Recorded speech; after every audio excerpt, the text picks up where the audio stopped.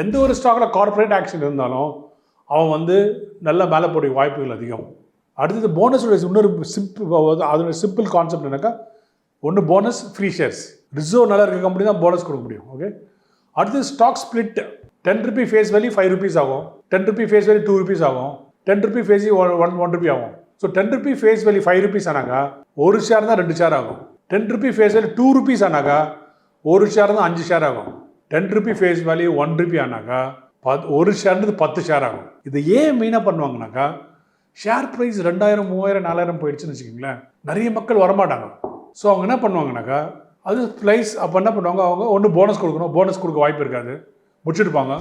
Stock split பண்ணுவாங்க. Split பண்ணாங்கனாக்கா 10 ரூபிக்கு 5 rupee ஆக்குனாங்கனாக்கா 2000 இருக்கு share 1000 ரூபாய் ட்ரேட் ஆகும். ஸோ 2000 இருக்கும்போது ஒரு 10,000 பேர் வாங்கினாங்கனாக்கா 1000 ரூபாய் இருக்கும்போது 30,000 பேர் வாங்குவாங்க. நீங்கள் பொதுவாக போய் பாருங்கள், அப்போ 2000 ரூபாய் இருக்கு ஷேருக்கு ட்ரேடட் வால்யூம் எவ்வளோ இருக்குன்னு பாருங்கள். ஸ்ப்ளிட் ஆன அப்புறம் ட்ரேடட் வால்யூம் பாருங்கள். ஸ்ப்ளிட் ஆன அப்புறம் வால்யூம் பறக்கும். ஏன்னா அதில் ஒரு சம்பவம் நடந்திருக்கு. எப்பவுமே இந்த போனஸ் அண்ட் ஸ்டாக் ஸ்ப்ளிட்லாம் பார்த்தீங்கன்னாக்கா ஒரு மல்டி பேக்கர், ஒரு 5 times 6 times ஒரு ஸ்டாக்கோட குணாதிசயம் அது. எல்லாமே